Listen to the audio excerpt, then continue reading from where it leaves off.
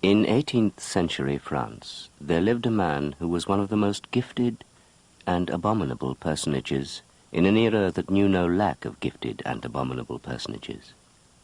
His story will be told here. His name was Jean-Baptiste Grenouille, and if his name, in contrast to the names of other gifted abominations, de Sades, for instance, or Saint-Justes, Fouchés, Bonapartes, etc., has been forgotten today, it is certainly not because Grenouille fell short of those more famous blackguards when it came to arrogance, misanthropy, immorality, or, more succinctly, wickedness, but because his gifts and his sole ambition were restricted to a domain that leaves no traces in history, to the fleeting realm of scent. In the period of which we speak, there reigned in the cities a stench barely conceivable to us modern men and women. The streets stank of manure, the courtyards of urine, the stairwells stank of mouldering wood and rat droppings, the kitchens of spoiled cabbage and mutton fat, the unaired parlours stank of stale dust, the bedrooms of greasy sheets, damp feather beds, and the pungently sweet aroma of chamber pots. The stench of sulphur rose from the chimneys, the stench of caustic lies from the tanneries, and from the slaughterhouses came the stench of congealed blood. People stank of sweat and unwashed clothes. From their mouths came the stench of rotting teeth, from their bellies that of onions, and from their bodies, if they were no longer very young, came the stench of rancid cheese and sour milk and tumorous disease. The rivers stank, the marketplaces stank, the churches stank, it stank beneath the bridges and in the palaces.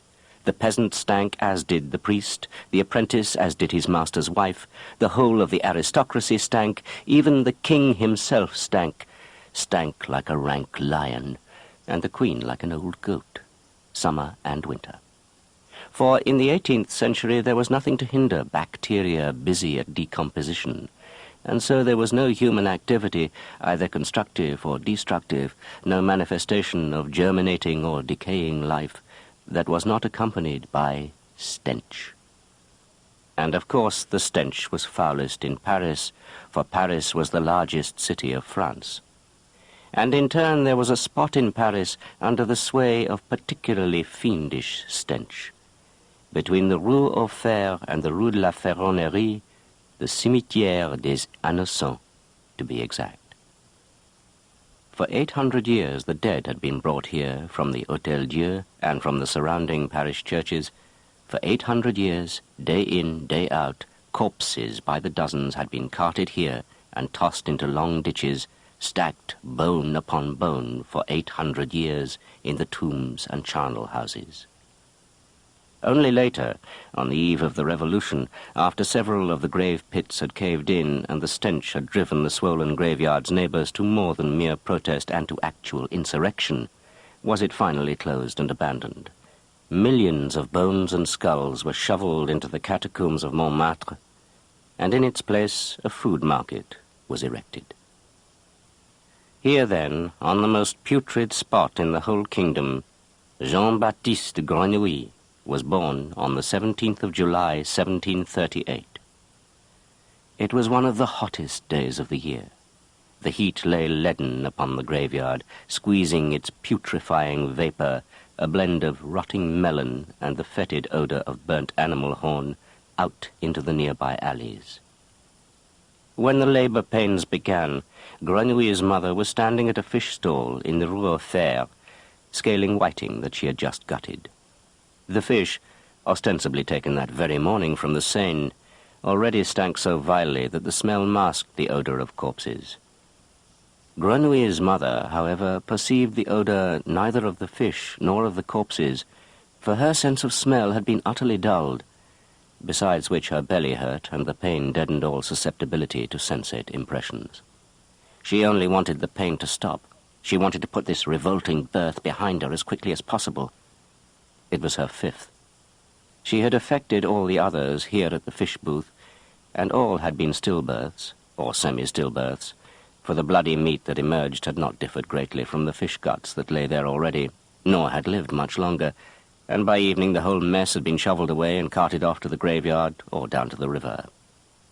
It would be much the same today, and Grenouille's mother, who was still a young woman, barely in her mid-20s, and who still was quite pretty, and had almost all her teeth in her mouth and some hair on her head, and, except for gout and syphilis and a touch of consumption, suffered from no serious disease, who still hoped to live a while yet, perhaps a good 5 or 10 years, and perhaps even to marry one day, and as the honourable wife of a widower with a trade or some such, to bear real children.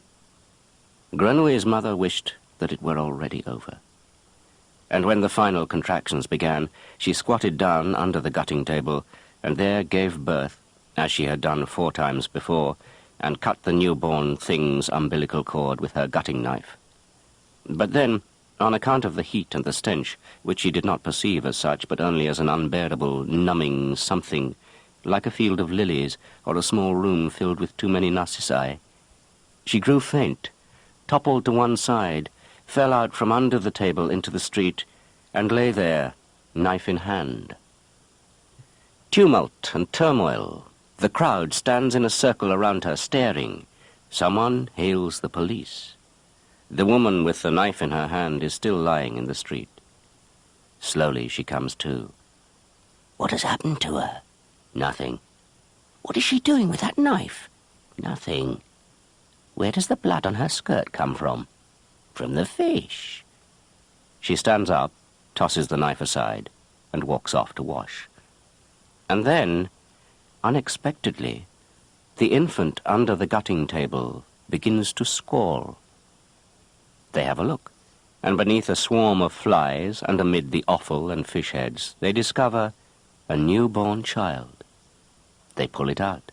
As prescribed by law, they give it to a wet nurse and arrest the mother. And since she confesses, openly admitting that she would definitely have let the thing perish, just as she had with those other 4, by the way, she is tried, found guilty of multiple infanticide, and a few weeks later decapitated at the Place de Grève. By that time, the child had already changed wet nurses 3 times. No one wanted to keep it for more than a couple of days. It was too greedy, they said, sucked as much as 2 babies, deprived the other sucklings of milk, and them, the wet nurses, of their livelihood, for it was impossible to make a living nursing just 1 babe. The police officer in charge, a man named Lafosse, instantly wearied of the matter and wanted to have the child sent to a halfway house for foundlings and orphans at the far end of the Rue Saint-Antoine, from which transports of children were dispatched daily to the great public orphanage in Rouen. But since these convoys were made up of porters who carried bark baskets into which, for reasons of economy, up to 4 infants were placed at a time, since therefore the mortality rate on the road was extraordinarily high, since for that reason the porters were urged to convey only baptized infants and only those furnished with an official certificate of transport to be stamped upon arrival in Rouen, since the babe Grenouille had neither been baptized nor received even so much as a name to inscribe officially on the certificate of transport, since, moreover, it would not have been good form for the police anonymously to set a child at the gates of the halfway house, which would have been the only way to save the other formalities. Thus, because of a whole series of bureaucratic and administrative difficulties that seemed likely to occur if the child was shunted aside, and because time was short as well, Officer Lafosse revoked his original decision and gave instructions for the boy to be handed over, on written receipt, to some ecclesiastical institution or other, so that there they could baptize him and decide his further fate.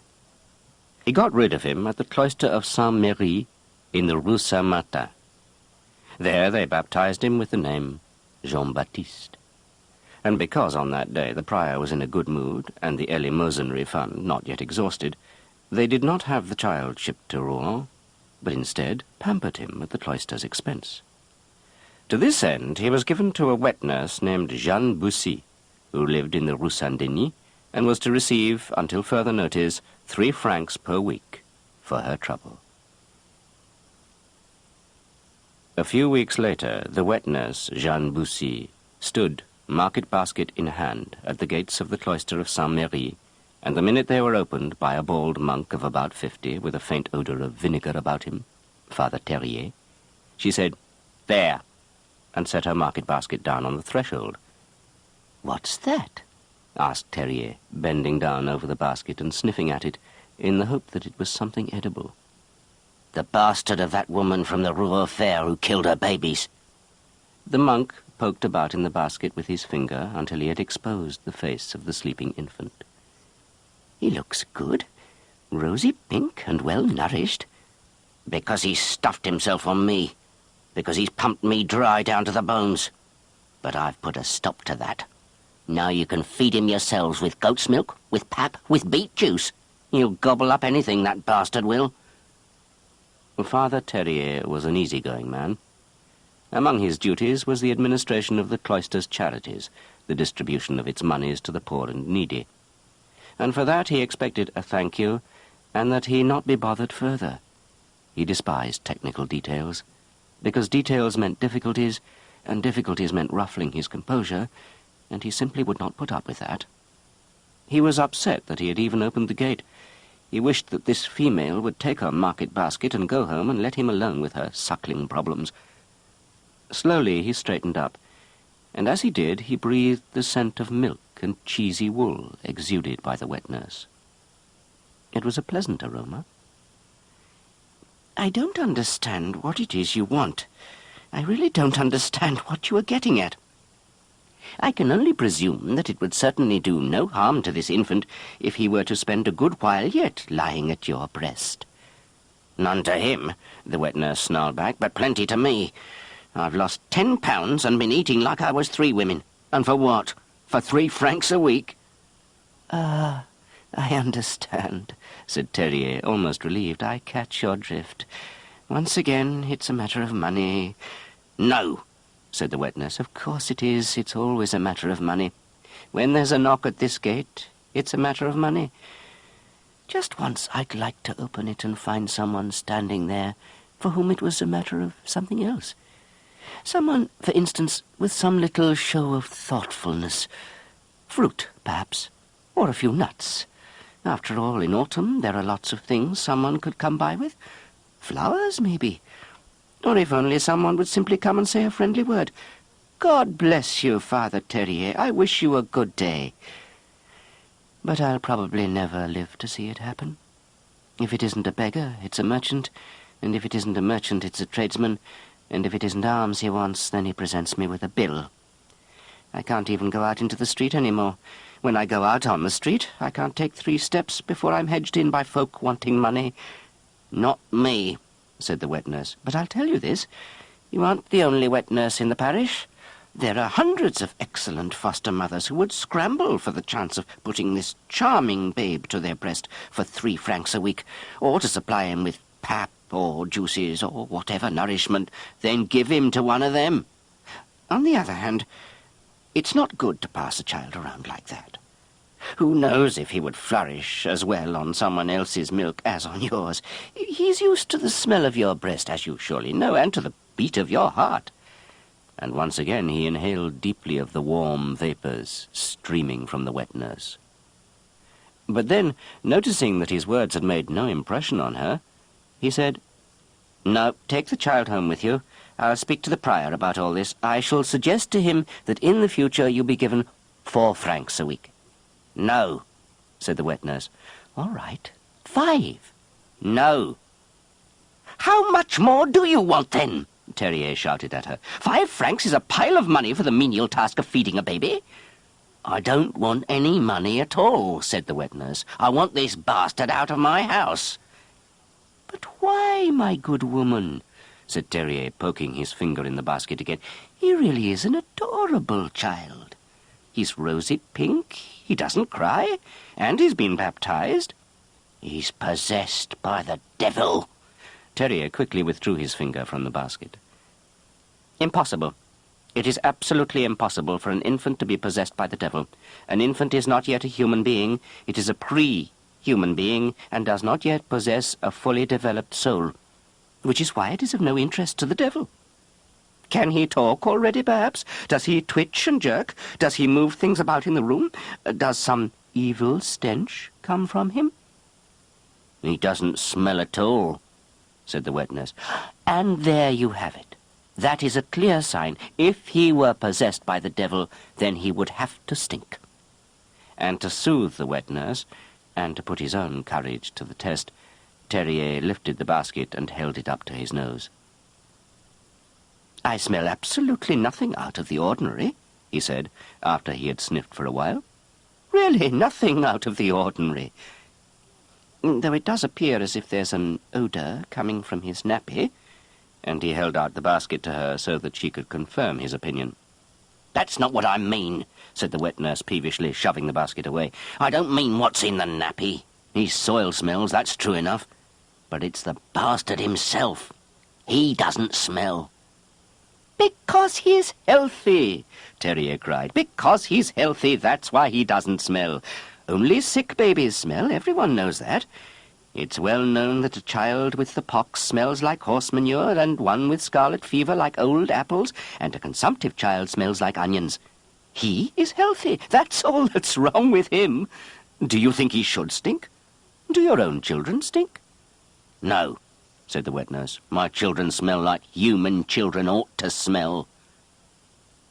Terrier carefully placed the basket back on the ground, for he could sense rising within him the first waves of his anger at this obstinate female. It was possible that he would need to move both arms more freely as the debate progressed, and he didn't want the infant to be harmed in the process. But for the present he knotted his hands behind his back, shoved his tapering belly towards the wet nurse, and asked sharply, "You maintain, then, that you know how a human child, which, may I remind you, once it is baptized is also a child of God, is supposed to smell?" "Yes," said the wet nurse. "And you further maintain that if it does not smell the way you, the wet nurse Jeanne Bussy from the Rue Saint-Denis, think it ought to smell, it is therefore a child of the devil?"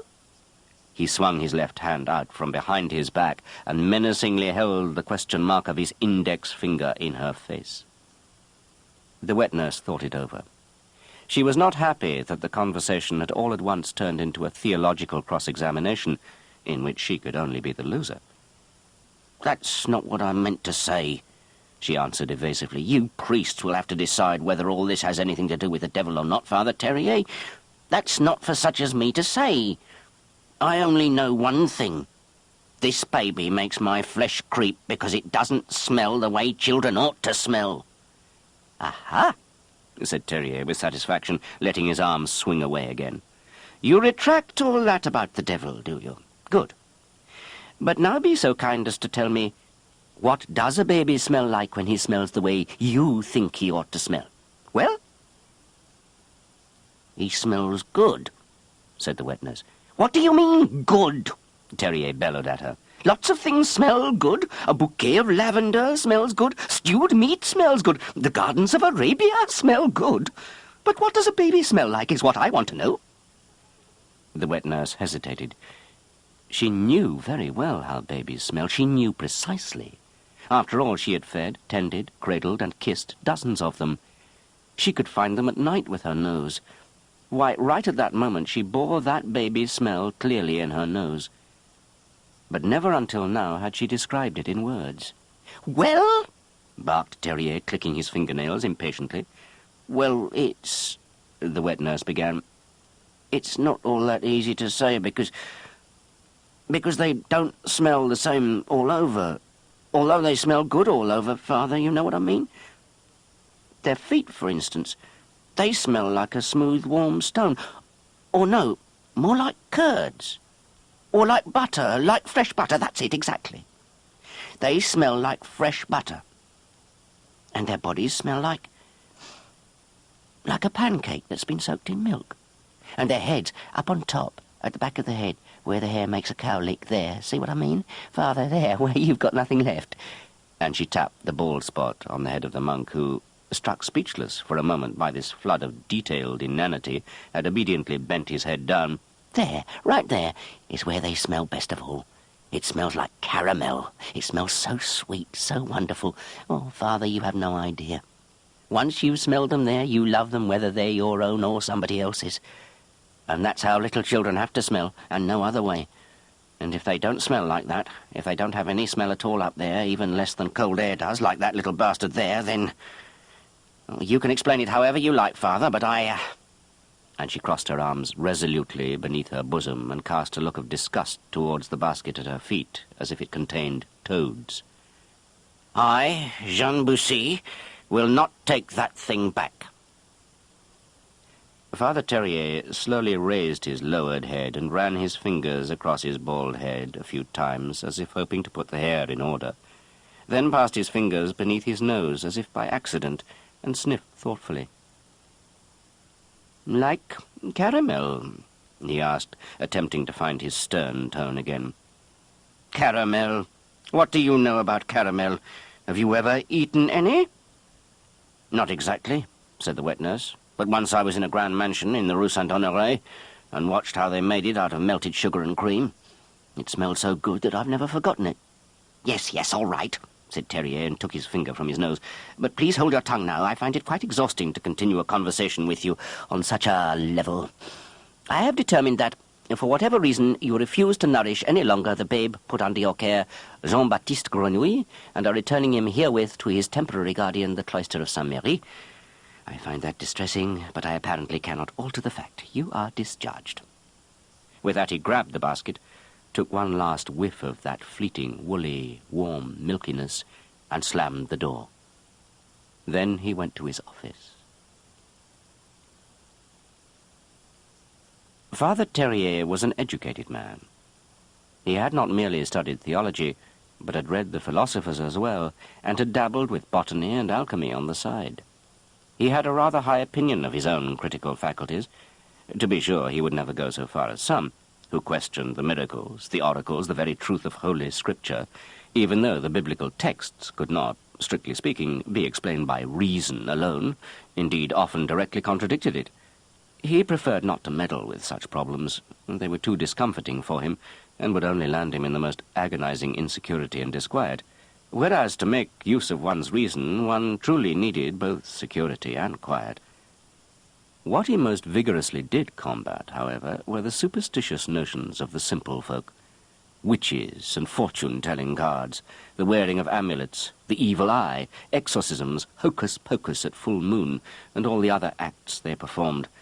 It was really quite depressing to see how such heathenish customs had still not been uprooted a good 1,000 years after the firm establishment of the Christian religion. And most instances of so-called satanic possession or pacts with the devil proved on closer inspection to be superstitious mummery. Of course, to deny the existence of Satan himself, to doubt his power, Terrier could not go so far as that. Ecclesiastical bodies other than one small, ordinary monk were assigned the task of deciding about such matters touching the very foundations of theology. But, on the other hand, it was clear as day that when a simple soul like that wet nurse maintained that she had spotted a devilish spirit, the devil himself could not possibly have a hand in it. The very fact that she thought she had spotted him was certain proof that there was nothing devilish to be found, for the devil would certainly never be stupid enough to let himself be unmasked by the wet nurse Jean Bussy. And with her nose, no less. With the primitive organ of smell, the basest of the senses, as if hell smelled of sulphur and paradise of incense and myrrh. The worst sort of superstition, straight out of the darkest days of paganism, when people still lived like beasts, possessing no keenness of the eye, incapable of distinguishing colours, but presuming to be able to smell blood, to scent the difference between friend and foe, to be smelled out by cannibal giants and werewolves and the Furies, all the while offering their ghastly gods stinking, smoking, burnt sacrifices. How repulsive! The fool sees with his nose rather than his eyes, they say, and apparently the light of God-given reason would have to shine yet another 1,000 years before the last remnants of such primitive beliefs were banished. Ah, yes, and you, poor little child, innocent creature, lying in your basket and slumbering away with no notion of the ugly suspicions raised against you. That impudent woman dared to claim you don't smell the way human children are supposed to smell. Well, what do we have to say to that? Boop-be-doo. And he rocked the basket gently on his knees, stroking the infant's head with his finger and repeating boop-be-doo from time to time, an expression he thought had a gentle, soothing effect on small children. You're supposed to smell like caramel. What nonsense. Boop-be-doo. After a while he pulled his finger back, held it under his nose and sniffed, but could smell nothing except the choucroute he had eaten at lunch. He hesitated a moment, looked around him to make sure no one was watching, lifted the basket and lowered his fat nose into it. Expecting to inhale an odor, he sniffed all around the infant's head, so close to it that the thin reddish baby hair tickled his nostrils. He did not know exactly how babies' heads were supposed to smell, certainly not like caramel, that much was clear, since caramel was melted sugar, and how could a baby, that until now had drunk only milk, smell like melted sugar? It might smell like wet nurse's milk, but it didn't smell like milk. It might smell like hair, like skin and hair, and maybe a little bit of baby sweat. And Terrier sniffed with the intention of smelling skin, hair, and a little baby sweat. But he smelled nothing. For the life of him, he couldn't. Apparently, an infant has no odor, he thought. That must be it. An infant, assuming it is kept clean, simply doesn't smell, any more than it speaks, or walks, or writes. Such things come only with age. Strictly speaking, human beings first emit an odor when they reach puberty. That's how it is, that's all. Wasn't it Horace himself who wrote, "The youth is gamy as a buck, the maiden's fragrance blossoms as does the white narcissus"? And the Romans knew all about that. The odor of humans is always a fleshly odor, that is, a sinful odor. How could an infant, which does not yet know sin even in its dreams, have an odor? How could it smell? Boop-be-doo. Not a chance of it. He had placed the basket back on his knees and now rocked it gently. The babe still slept soundly. Its right fist, small and red, stuck out from under the cover, and now and then twitched sweetly against his cheek. Terrier smiled and suddenly felt very cozy. For a moment he allowed himself the fantastic thought that he was the father of the child. He had not become a monk, but rather a normal citizen, an upstanding craftsman perhaps, had taken a wife, a warm wife, fragrant with milk and wool, and had produced a son with her, and he was rocking him here on his own knees, his own child. Boop, boop, boop, be-doo. The thought of it made him feel good. There was something so normal and right about the idea. A father rocking his son on his knees, boop-be-doo. A vision as old as the world itself, and yet all was new and normal, as long as the world would exist. Ah, yes. Terrier felt his heart glow with sentimental coziness. Then the child awoke. Its nose awoke first. The tiny nose moved, pushed upwards, and sniffed. It sucked air in and snorted it back out in short puffs, like an imperfect sneeze. Then the nose wrinkled up, and the child opened its eyes. The eyes were of an uncertain color, between oyster gray and creamy opal white, covered with a kind of slimy film, and apparently not very well adapted for sight. Terrier had the impression that they did not even perceive him. But not so the nose. While the child's dull eyes squinted into the void, the nose seemed to fix on a particular target, and Terrier had the very odd feeling that he himself, his person, Father Terrier, was that target. The tiny wings of flesh around the two tiny holes in the child's face swelled like a bud opening to bloom, or rather like the cups of that small, meat-eating plant that was kept in the Royal Botanical Gardens, and like the plant, they seemed to create an eerie suction. It seemed to Terrier as if the child saw him with its nostrils, as if it was staring intently at him, scrutinizing him more piercingly than eyes could ever do, as if it were using its nose to devour something whole, something that came from him, from Terrier, and that he could not hold that something back or hide it. The child, with no smell, was smelling at him shamelessly. That was it. It was establishing his scent. And all at once he felt as if he stank, of sweat and vinegar, of choucroute and unwashed clothes. He felt naked and ugly, as if someone were gaping at him while revealing nothing of himself. The child seemed to be smelling right through his skin, into his innards. His most tender emotions, his filthiest thoughts, lay exposed to that greedy little nose, which wasn't even a proper nose, but only a pug of a nose, a tiny perforated organ, forever crinkling and puffing and quivering. Terrier shuddered. He felt sick to his stomach. He pulled back his own nose, as if he smelled something foul that he wanted nothing to do with. Gone was the homely thought that this might be his own flesh and blood. Vanished the sentimental idyll of father and son and fragrant mother, as if someone had ripped away the cosy veil of thought that his fantasy had cast about the child and himself. A strange, cold creature lay there on his knees, a hostile animal, and were he not a man by nature prudent, God-fearing, and given to reason, in the rush of nausea he would have hurled it like a spider from him. Terrier wrenched himself to his feet and set the basket on the table. He wanted to get rid of the thing as quickly as possible, right away if possible, immediately if possible. And then it began to wail. It squinted up its eyes, gaped its gullet wide, and gave a screech so repulsively shrill that the blood in Terrier's veins congealed. He shook the basket with an outstretched hand and shouted, "Poupidou!"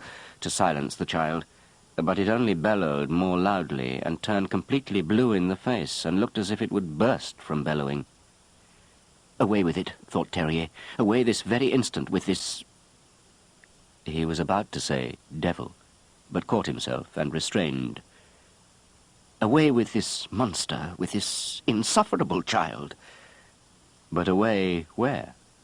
He knew a dozen wet nurses and orphanages in the neighborhood, but that was too near, too close for comfort. Get the thing further away. So far away that you couldn't hear it, so far away that it could not be dropped on your doorstep again every hour or so. If possible, it must be taken to another parish. On the other side of the river would be even better, and best of all, extramuros, in the Faubourg Saint-Antoine. That was it. That was the place for this screaming brat, far off to the east, beyond the Bastille, where at night the city gates were locked.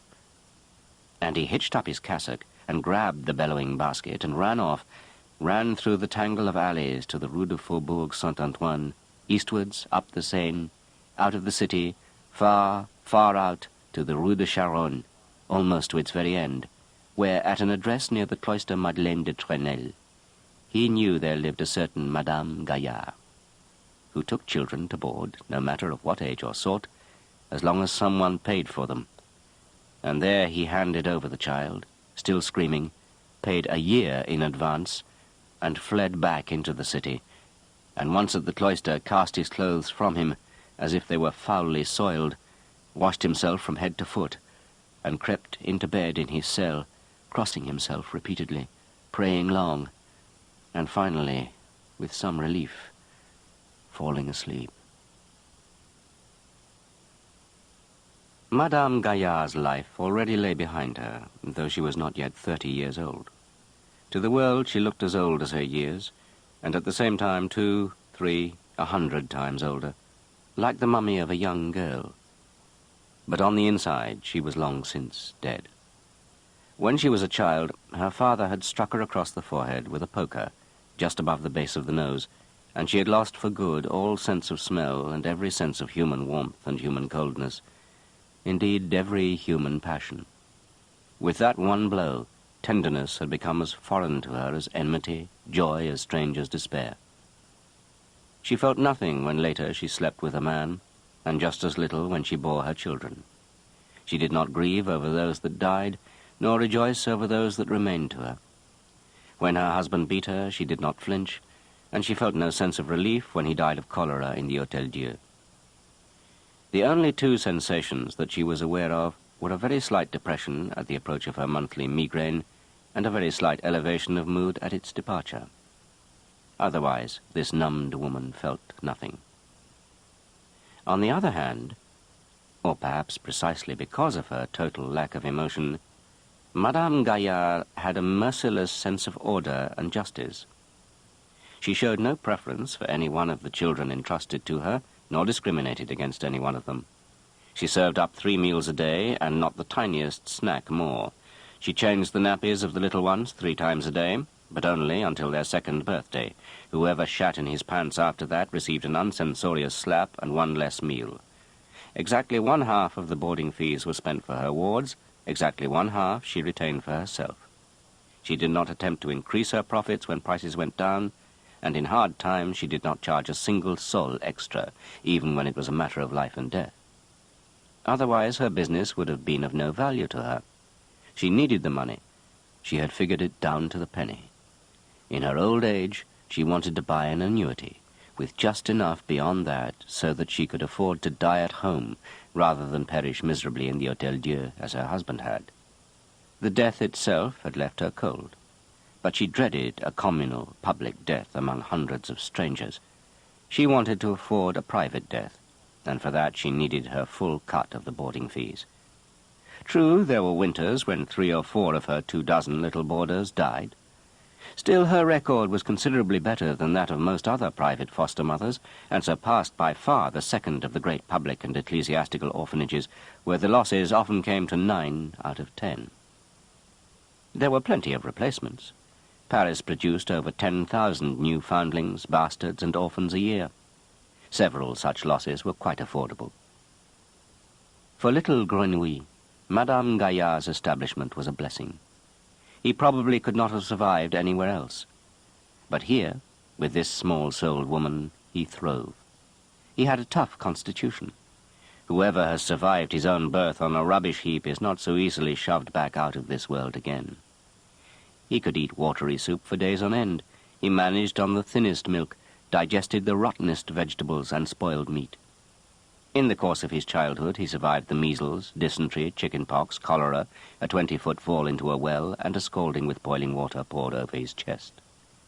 True, he bore scars and chafings and scabs from it all, and a slightly crippled foot left him with a limp. But he lived. He was as tough as a resistant bacterium, and as content as a tick, sitting quietly on a tree and living off a tiny drop of blood plundered years before. He required a minimum ration of food and clothing for his body. For his soul he required nothing. Security, attention, tenderness, love, or whatever all those things are called that children are said to require, were utterly dispensable to the young Grenouille. Or rather, so it seems to us, he had utterly dispensed with them, just to go on living, from the very start. The cry that followed his birth, the cry with which he had brought himself to people's attention and his mother to the gallows, was not an instinctive cry for sympathy and love. That cry, emitted upon careful consideration, one might almost say upon mature consideration, was the newborn's decision against love, and nevertheless for life.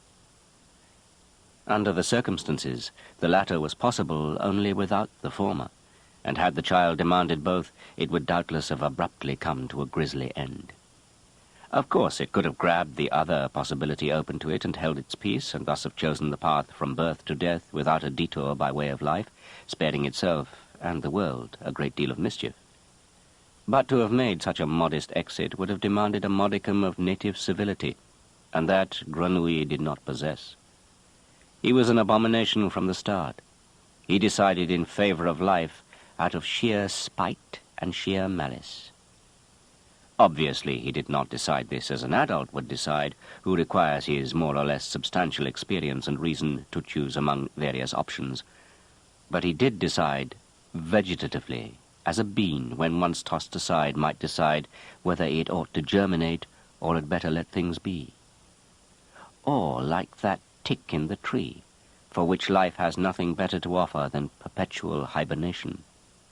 The ugly little tick, which by rolling its blue-grey body up into a ball offers the least possible surface to the world, which by making its skin smooth and dense emits nothing, lets not the tiniest bit of perspiration escape. The tick, which makes itself extra small and inconspicuous so that no one will see it and step on it.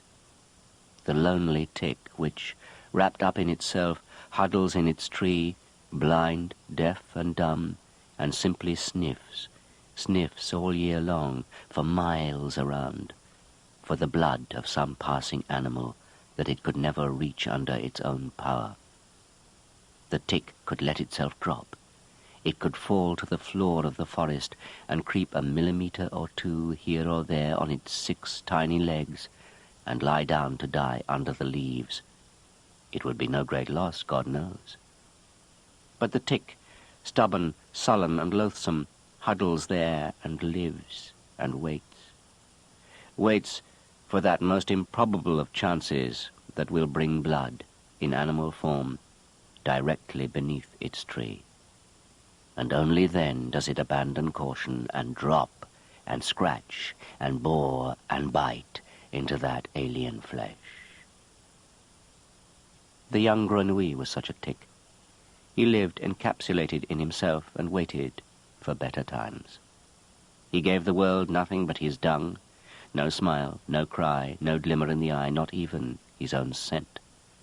Every other woman would have kicked this monstrous child out, but not Madame Gaillard. She could not smell that he did not smell, and she expected no stirrings from his soul, because her own was sealed tight. The other children, however, sensed at once what Grenouille was about. From the first day, the new arrival was a sinister presence to them.